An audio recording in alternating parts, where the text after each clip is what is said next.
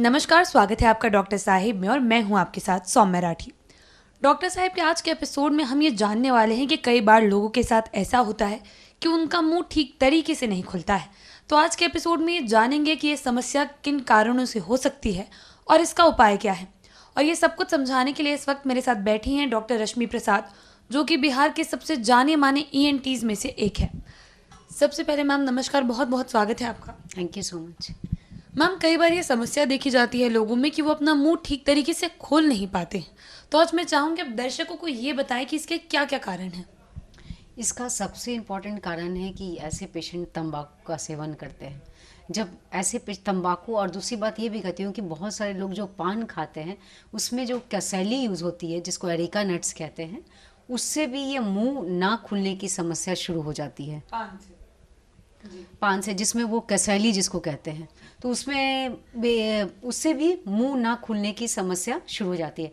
इसे ओरल सब mucus fibrosis कहते हैं। उसमें होता क्या है कि मुंह के अंदर, जब आप ऐसे पेशेंट्स के मुंह के अंदर देखिएगा तो सफ़ेद सफ़ेद दिखेगा, और बेसिकली मुंह के पीछे के हिस्से में, मतलब जबड़े के पीछे वाले हिस्से में, जिसको रेट्रोमोलर ट्राइगोन एरिया कहते हैं, वो एरिया, वहाँ पे वो धीरे धीरे जकड़न शुरू हो जाती है। तो जैसे कि आपका ये ऊपर का हिस्सा या नीचे का हिस्सा, ये पीछे के एरिया में, तो जब इसमें जकड़न शुरू हो जाएगी तो क्या होगा कि मुंह धीरे धीरे खुलना कम होने लगेगा।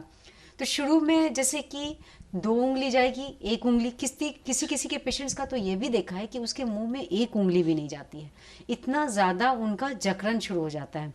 तो वैसे केस में आप इसको नज़रअंदाज नहीं करें, क्योंकि ये एक आगे चल के अगर आप इसको छोड़ दें तो ये कैंसर में भी कन्वर्ट हो सकता है। तो अगर आप इसके इलाज के बारे में बोलिएगा तो हम लोग कुछ स्टेरॉइड्स के ऑइंटमेंट्स देते हैं, जिसको वो सफ़ेद वाले हिस्से में लगाने के लिए देते हैं, और इसके अलावा कुछ टैबलेट्स देते हैं। ये टैबलेट्स क्या काम करता है कि वो जो जकड़न होती है वो धीरे धीरे उस जकड़न को खोलता है। तो और साथ में टैबलेट्स और मलहम के साथ हम लोग ये भी बोलते हैं कि आप मुंह खोलने का एक्सरसाइज कीजिए, जिसको माउथ स्ट्रेचिंग एक्सरसाइज जिसको बोलते हैं।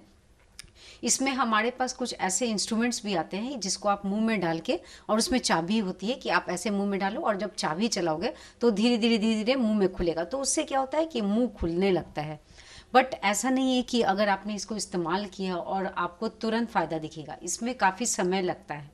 इसके अलावा कुछ और भी इलाज के बारे में आप बोलिए तो इसमें हम लोग मुंह के अंदर पीछे के, जैसे कि आपने ये पीछे का हिस्सा बताया, ये पीछे के हिस्से में हम लोग इंजेक्शन भी देते हैं।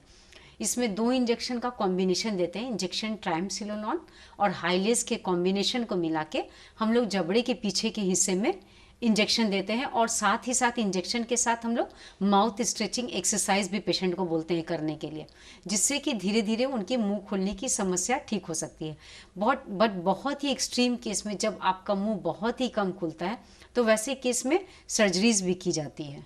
जी मैम, ये तो आपने बता दिया कि प्रॉब्लम क्यों होती है, आगे ट्रीटमेंट क्या है, लेकिन लोग समझे कैसे कि ये एक समस्या है। ये अगर अब जैसे कि अगर आप तंबाकू खा रहे हैं और बहुत दिनों से खा रहे हैं, और जब आप अपने मुंह के हिस्से में, जब आप धीरे धीरे ये नोटिस कर रहे हैं कि पहले जो मेरा मुंह ज़्यादा खुलता था, अब जब वो खाते हैं तो उनका मुंह थोड़ा कम खुलना शुरू हो गया, तो इसका मतलब आप समझ लीजिए कि धीरे धीरे आप जो तंबाकू खा रहे हैं उसके कारण अब आपको समस्या होना शुरू हो गया है। तो अगर आप जितनी जल्दी, अगर आप डॉक्टर से सलाह लेंगे, और जैसा कि मैंने ये सब दवाइयाँ बताई या कुछ मलहम लगाना या इंजेक्शंस लगाना, तो उससे अगर इनिशियल स्टेज में अगर आप डॉक्टर की सलाह लेंगे तो इस समस्या से बहुत हद तक समाधान पाया जा सकता है। लेकिन हमारे पास बहुत पेशेंट्स ऐसे आते हैं जिन्हें, मुझे तो कभी कभी हम लोग को ये लगता है कि ये खाते कैसे हैं, जिनके मुंह में 1 उंगली भी नहीं जा रही है, मतलब 1 फिंगर माउथ ओपनिंग भी नहीं है।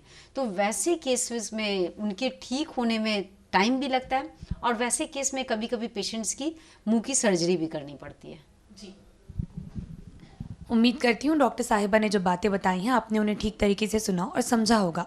इसी के साथ जल्द मुलाकात होगी अगले एपिसोड में। तब तक के लिए अगर वीडियो को फेसबुक पर देख रहे हैं तो पेज को लाइक करें, यूट्यूब पर देख रहे हैं तो चैनल को सब्सक्राइब करें। कमेंट सेक्शन या मेल बॉक्स के माध्यम से आप बता सकते हैं कि डॉक्टर साहिब से आपके क्या सवाल हैं। धन्यवाद।